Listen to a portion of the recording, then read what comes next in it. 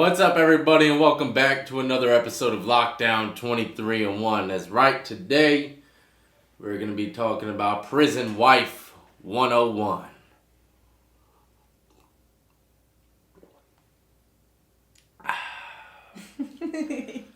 So, Brittany, a lot of females watch my content, as you might know.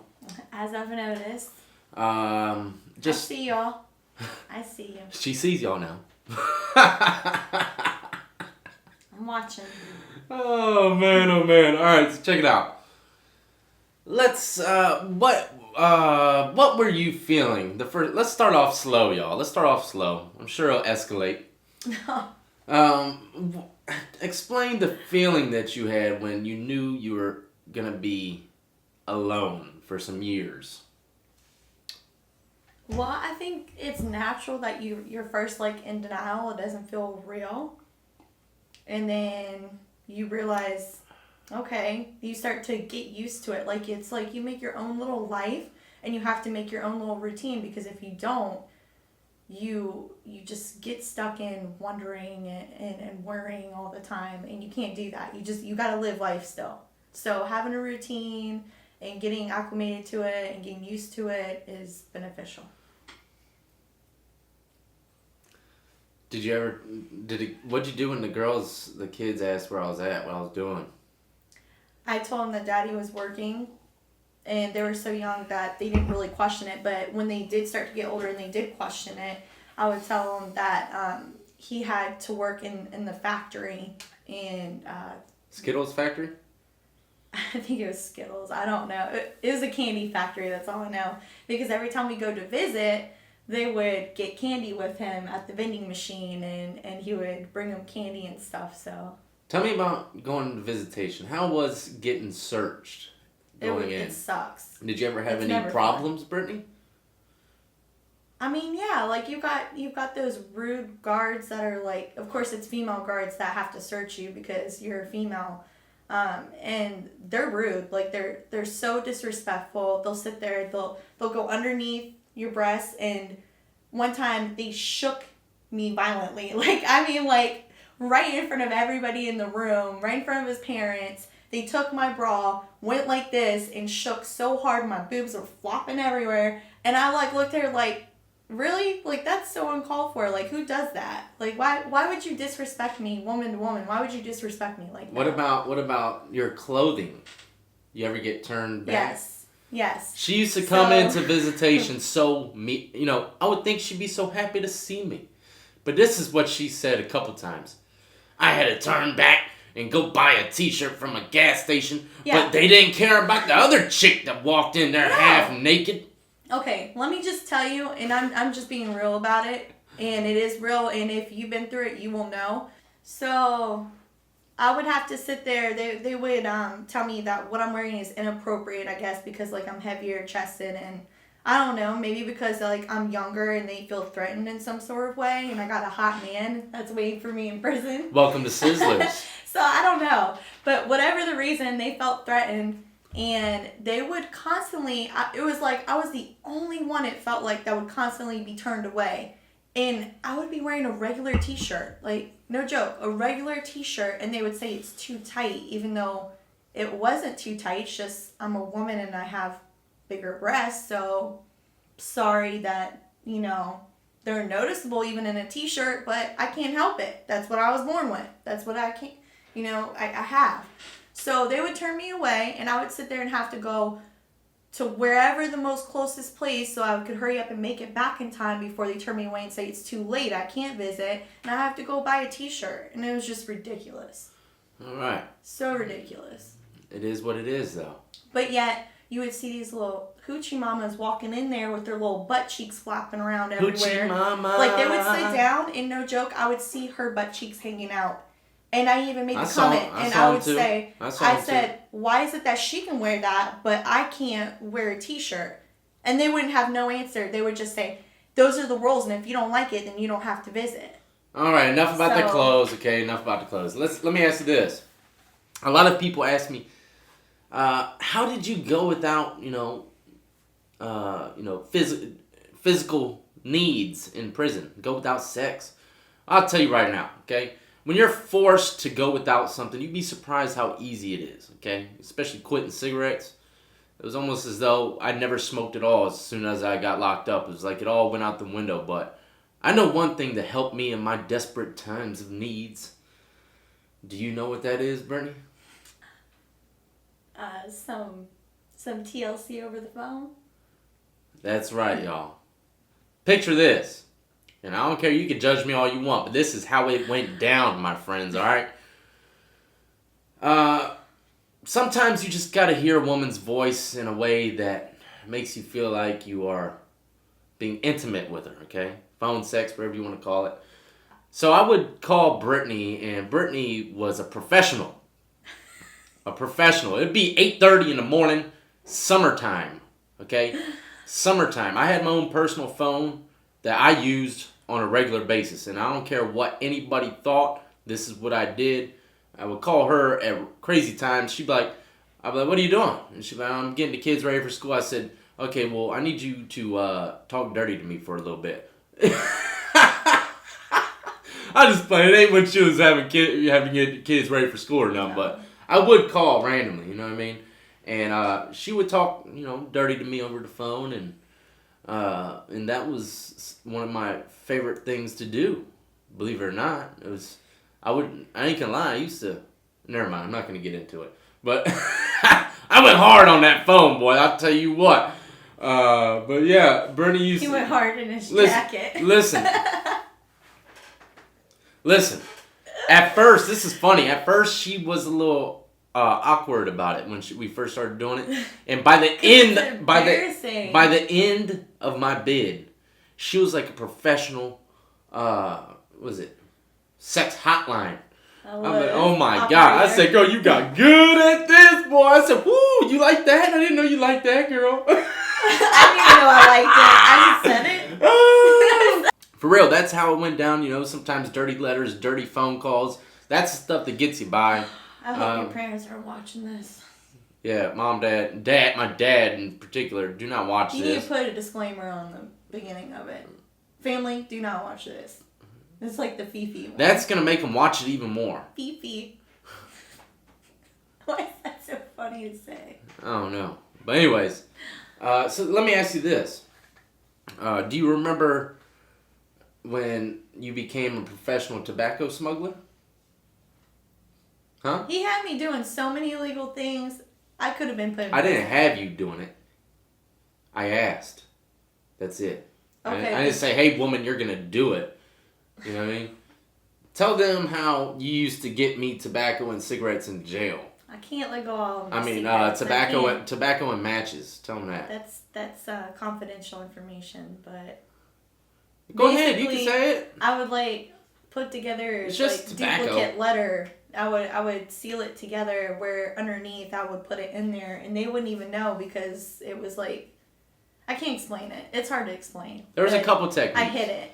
But yeah, I taught her how to do it, and she, at first she was a little standoffish about it, but she became a pro. And I was, selling tobacco throughout the whole freaking jail. I'm not going to say which jail, but any tobacco, pretty much, that was in that jail came from me, and that's a fact. I mean, no one else was getting it. Sometimes the work crew that goes out in the streets, sometimes they'll get it, but very rare. That jail was on lock. Man, they didn't have no contraband along those lines. Except for, certain times some people would smuggle things in when they come in, and that's it. Once they were done with it, it was done and over with. But I was getting tobacco on a regular basis. If it wasn't for Brittany, I wouldn't have. You know what I mean? You became a little OG prison wife real quick, didn't you? Dust them shoulders off, girl. Dust them off. Get that one. There you go. But let me think here. Was there at any point that you were worried about nurses or anything messing with me? Yeah. He would be like, I'm going to see the nurse. And I'm like, you're not sick like that. You don't need to see the nurse. I don't care if your fever's 106. Do you like it when I get a little jealous? Yeah. Who doesn't? You like it when I get a little jealous, huh? Cause you're like, he really wants me. He loves me. A little bit jealous is good. A little bit jealous? Not over the top. I ain't but a been little jealous bit. in a while. And I know y'all think I'm like over the top jealous with him, but I'm really not. A lot of it's just play. But I do get jealous. Yeah. No, I really had spit in my throat. I really did. Choke on your spit. Listen, I haven't been jealous with you in a while, girl. Oh, you haven't? You must have lost feelings. I love you though. That doesn't mean anything. It don't make nothing no different. That's a bunch of lies. I know you've been jealous. You're just low key. I'm out there. I will. If I'm jealous, I'll make it known. I don't care. I'm not hiding. I'm low key. How am I low key? That's just who I am. The personality. I am what I am, and I'm gonna put it out there like that. And I don't care if people don't like it. It's who I am. What? Jealous? Yeah. If I'm jealous, I'm gonna let it be known. I got no shame in it. I like doing these interviews with Miss Death. Huh? How you like the term Mrs. Death? I don't like that. I don't like that. Just call me Britt. No. No. Don't you listen to that? Oh, your name is Mrs. Death, okay? And that's what it's going to be. Got it? Whatever. Don't you dare call. Sounds so, like, depressing. It's not depressing. It does. It's good. It sounds depressing. When I think of Mr. and Mrs. Death, I think of Mr. and Mrs. What was it? Black? Was that the name of the movie? Brad Pitt? Angelina? Was that the name their names? Mr. and Mrs. Black or something like that? I don't know what their names were. I don't like her. So I don't know. I don't like her. She's a homewrecker. So let me ask you this, Brittany. If you have any kind of advice for women that might be going through their husband going to prison, what would be probably the main piece of advice? I would say just be there and listen. Like, even though you're like, gosh, I hear this all the time, or I'm getting tired of it, my patience is wearing thin, or... You felt like that with me? Sometimes, yeah, it's stressful. Like, dealing with that is extremely stressful. It's not just them going through it, you're going through it. It's like you're in a mental prison. Like, it's very hard, and it's very exhausting mentally. And then physically, of course, it takes a toll because, like, you don't have any sort of physical touch, any sort of emotional, like, affection where, you know, like, you can't come home and give each other a kiss. You can't, you know, be intimate. You can't do none of that. Like, it's very hard. So all I can say is you just got to sit there and try to understand. Like, I know it's hard to put yourself in their shoes, but don't ever make them feel like they're a burden at all, because that's going to be like the worst thing possible that you could do. It's going to push them away. Yeah. And it's going to make them depressed, and it's going to make them resent you, and it will affect you when they come out. They will remember. They will remember every single thing that you do. Yes, we do. Like, yes, we do. Write it on the tablets of our heart. I'm serious. Like, I mean, I'm not saying hold grudges or anything, but you're going to reflect back and you're going to remember those times, especially if you're the one who was in prison or jail or whatever, detention center. You're going to reflect back. You're going to remember those times.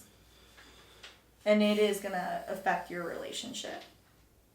So did you ever worry that I wouldn't get a job or anything like that and not provide like a normal non-convict would? You know what's crazy about that is that wasn't even like, I mean, that may have ran through my mind a couple times, but I wasn't even concerned about that because I knew I was working and I'm very employable, and I knew I could carry us if I had to. My main concern was, what is he going to do if he does not find a job and he does have to stay home? Like, is he going to get bored? Is he going to sit there and go cheat? Is he going to, you know what I mean? Is he going to find someone to fill that void and that boredom because I am the one who does have to pick up the slack and support the family until he gets on his feet? That's what my concern was. Did you, So insecurity in that aspect. How do you feel about me being a YouTuber? I mean... Huh? I mean, it Never hasn't... in a million years did you think I'd be doing this, huh? No. There's perks and there's definitely setbacks with it. You gotta have very, very thick skin. Got to. Definitely. Telling you. It's not for the faint-hearted at all. Let me ask you, did you, while I was locked up, was there any certain kind of temptations that came your way? I wouldn't say so. I mean... I guess so. There's always temptations, but What kind of temptations? like I don't even like honestly, I can't even think of one. I can't. You can't. Well, okay, no, there are temptations like in the aspect of your friends are like, "Hey, let's go out, let's go have a drink somewhere, or let's go do this or that." And then you go out or you do go out with them and then you get approached by somebody and Who? Where do they live? I'm just playing. Henceforth, my lady. No, but temptations in that aspect, but it's not really a temptation. It's more like, how do I put it? It's more like, I don't even know the word for it. How would I explain that? It wasn't a temptation where I felt like, I was like, ooh, yeah, I'm at an advantage. He's gone. Let me get with this guy. It's not like that. It's more so like it's uncomfortable and it's like, it's awkward, like, because it's like you're with somebody and you really wish they were there and you really wish you weren't even in that position. It's like you want to be around people, you want to experience having someone there and have fun again, but at the same time it's depressing because it's like it doesn't really fill the void. Like you think going out will fill the void, it really doesn't. You just really think about the other person when it comes down to it. All right, let me ask you this, and this isn't really prison related, but this could be good for male and female audience members alike. Do you think there's a difference when a man cheats than from when a woman cheats?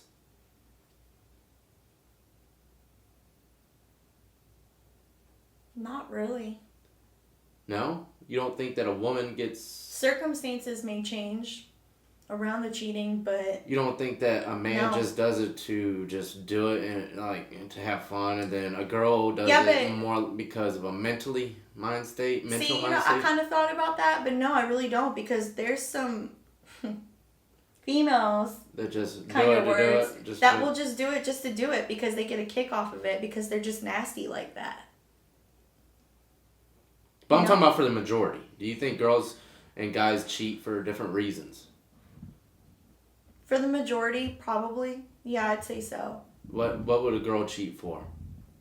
I think a girl more so if they're in the position of cheating or they think about cheating, it's due to because something's lacking. There's something lacking, like a connection mentally or emotionally. There's no support where they feel like they can get it from somebody else, but then it goes too far and they end up cheating as a result of it. And what about the man? Why do you think men cheat? Men, The majority of men. I think they do it out of, first of all, just because they can. Like, I think it's just like something about them. Don't give me that look. Don't start gritting. I think it's just something about like a man, naturally. Just looked at like a video game, just having fun. It is a game. It's fun for him. He's bored. And I'm not saying every guy is like that, but a majority of guys, yeah, I think so. Because it's like, let me see if I can get this one. And they do. And it's like, okay, done. On to the next. Like, it's not even, for them, 9 times out of 10, unless you're like a different circumstance, a whole different type of guy, like, you're not emotionally going in to cheat. You're doing it for physical, not for emotional. All right. Well, let me ask you one more question. I'll leave some of these other questions I want to ask for the next episode. But let's end it on a bang, girl. Let's end it on a bang. Fellas, listen up now. Does size really matter, Brittany? Yeah. I I cannot lie. Oh. I'm not saying, monsters, Oh, God. what, but you need something to be packing up in there. Like, I need to be able to feel it. Well, Just fellas, saying. I guess Even that's if the you're myth. good with other things, it's not going to supplement that. Oh, yeah. Size does matter. I don't care what no female tells you. Size does matter. I mean, I would. But then, let me just I would put think it so. this. Too big is too much, too. Too much. Too big, huh? Can you imagine that big old thing? Like, No, I can't. I appreciate the imagery, but I don't want that to big picture old that. thing hanging in your face. Some girls like that. Some girls like that. That's so creepy. You'd be surprised now. Ugh. Well, there you have it. Brittany has spoken, everybody. Hope you all enjoyed this episode. Do not forget to hit that like and subscribe button if you haven't done it already. Go check me out on Twitch. It ain't running. I'm about to stream Assassin's Creed. God, this is a masterpiece, man. Assassin's Creed Odyssey is an amazing game, and it kind of pisses me off because Black Ops is coming out right around the corner, and I don't know. I'm going to be at battle in the mind which one I want to play. Man, Assassin's Creed is amazing. And also, October 12th, we will be going to Philly. That's right, Philly to Eastern State Penitentiary's haunted house. I contacted him yesterday and gave the manager my information, my YouTube channel, and I'm trying to get permission to bring the camera in there to get a vlog going. I told him it's not going to be like a full-fledged, walkthrough with the camera. I just want to get some random things here and there, pretty much free advertisement for them, and have a good time in there and let y'all see a little bit of what the penitentiary looks like. Regardless, I'm going to show some stuff outside of the prison and also have a meet and greet. I see a few people saying they're going to be there. I hope y'all do come. I'm going to have some t-shirts. Not a lot of them, but a good handful to give out to people that might come up there. Hopefully some people come. This is going to be my first official meet and greet. I think it'll be pretty fun, and I'm going to put you on YouTube if y'all don't mind. But yeah, October 12th, Eastern State Penitentiary. Here we come. And it's going to be at 9 o'clock. We got a VIP tour, right? 9 o'clock? Yeah, and we got a daytime tour. How much is it? How much was each person? I can't remember. It was like $250. For both of us? Yeah. Okay, so it's like $120 for the VIP tour. Well, then plus the daytime tour, so it's like $150 a piece almost. Okay, so if y'all want to roll with us at the same time as we go through, it's a VIP tour at 9 o'clock. So go purchase your tickets and join us as we walk through Eastern State Penitentiary, where who they house? Al Capone? Al Capone. It's like one of the oldest prisons in America and the most haunted active prisons. They had that Ghost Adventures. Yeah, that Ghost Bagans, Adventures. Bagans did, an interview there and recorded there. Did a lockdown there. It's pretty cool. I love him. So yeah, she always has me watching. You know what I mean? I'm like obsessed. Out with out of all of the ghost hunter stuff, I know people might say he's a fake or phony, but out of all of them, I can tell you this right now: I enjoy watching him more than any of the others. I guess he is a good character, and he just sets a mood. The way they edit everything's it's good stuff. But yeah, October 12th, and immediately after that, I'm going back to the hotel because you know what else comes out October 12th? Black Ops 4. I will be playing. I won't be streaming on Twitch. I apologize because I will be in the hotel playing, but I won't have everything that I have to stream to Twitch. So if you want to join with me on Black Ops 4, October 12th, I'll be there waiting, wait in the lobby for a little bit for anyone who wants to join. And that's it. So be on the lookout for that on October 12th. And don't forget to check out the link in the description of the video, all the links. Add me up on Twitch, Twitter, Instagram, Patreon. Go check out the Patreon. And go buy yourself some merchandise on Teespring, some Lockdown 23 in one gear. Or a board.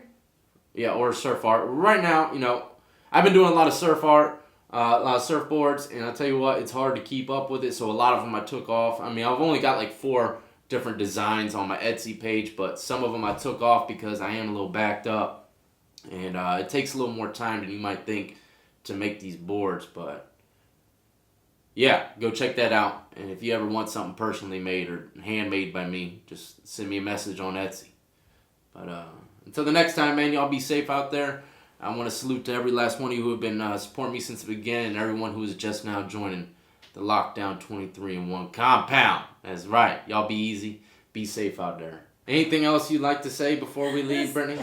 You want to give them a goodbye kiss? A goodbye kiss? Goodbye kiss? Babe. Did you brush your teeth this morning? What? I always brush my teeth. What are you talking about? Give me a kiss, baby.